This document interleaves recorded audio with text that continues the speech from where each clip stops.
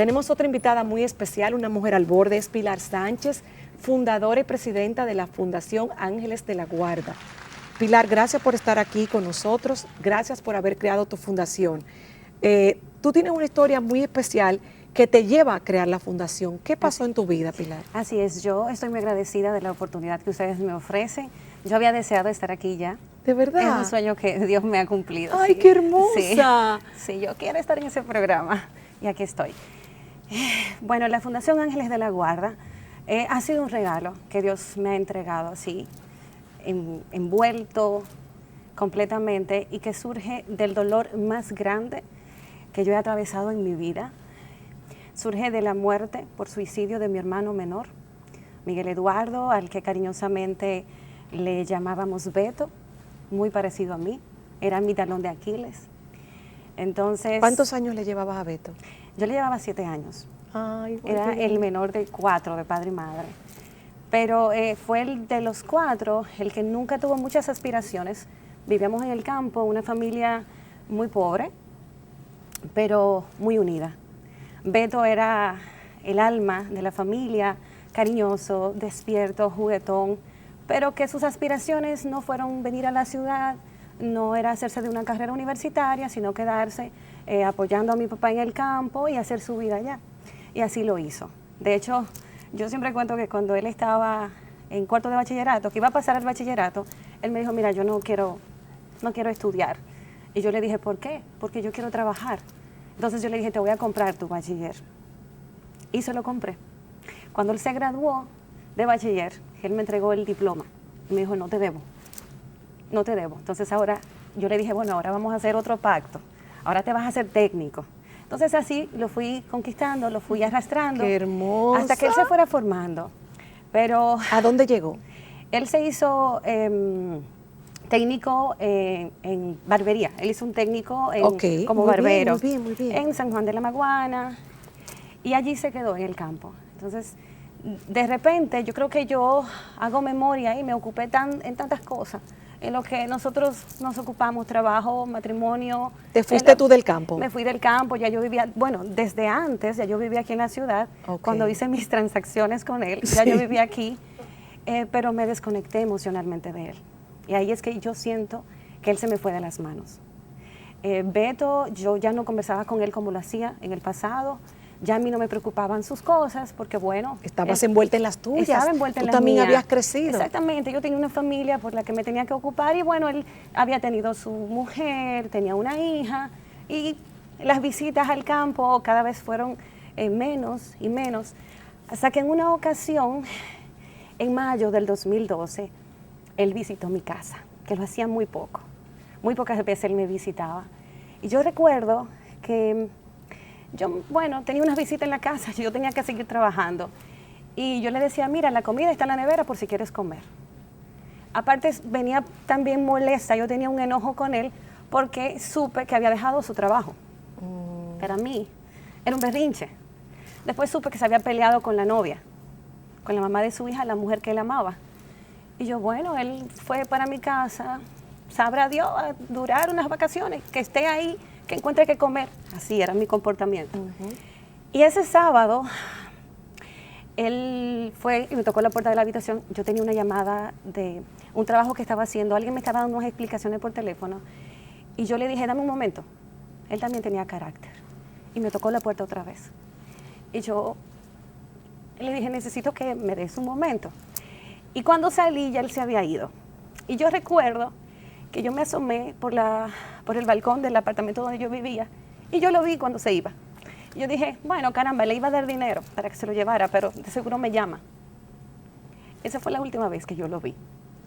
Después, una noche antes, yo había llegado de una actividad y yo abrí la habitación, la puerta de la habitación donde él estaba, y yo lo vi ahí en la cama.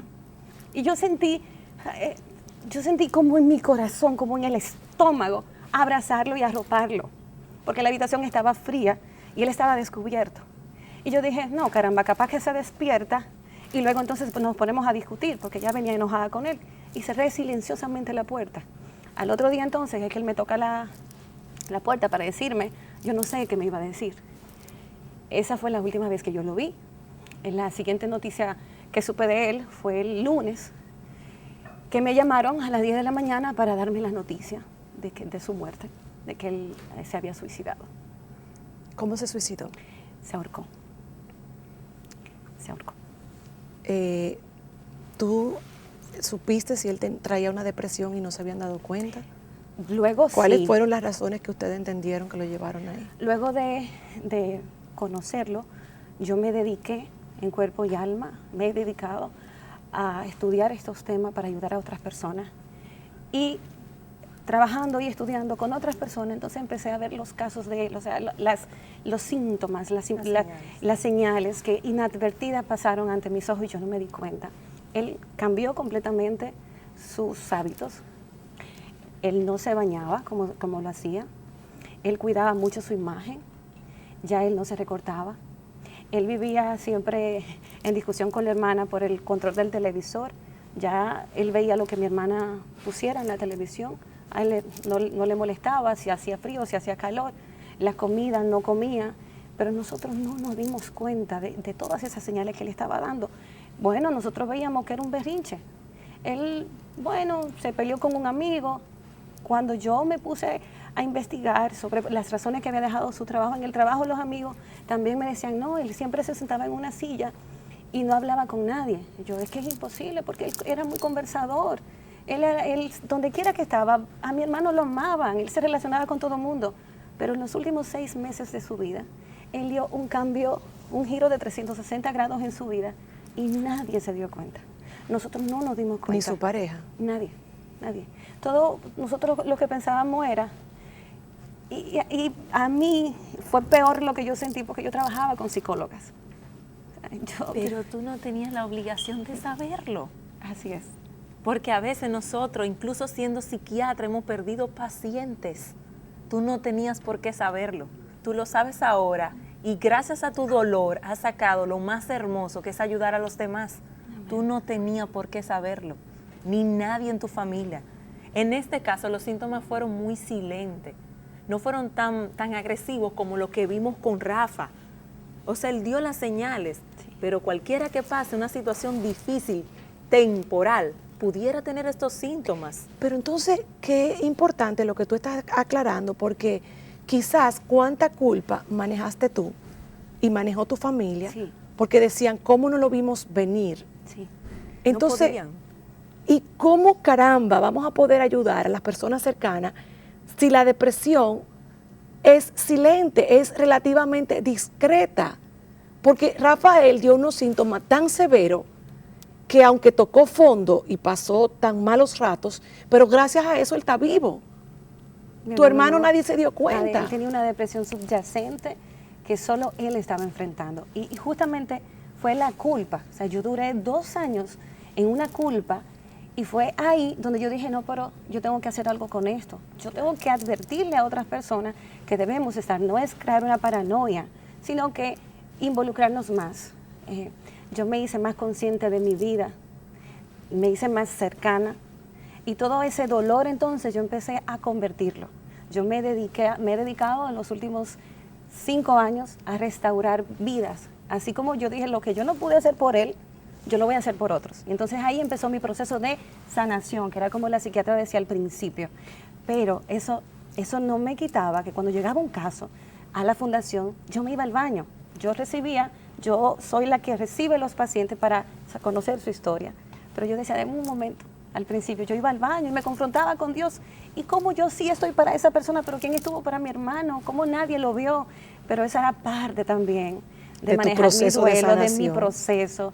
Y bueno, de ese dolor es que nace el proyecto Ángeles de la Guarda, una fundación con la única misión de hacerle saber a las personas que aquí estamos para apoyarlo, para tener esa cercanía que la doctora hablaba un momento. Yo no ceso, yo me acerco a la mayor cantidad de personas para hablarle del amor a la vida, a las familias y sobre todo a esas personas que en cierto modo, en cierta manera, atraviesan este valle de sombra y de muerte, como lo dice el Salmo 23, que para mí habla precisamente de una depresión.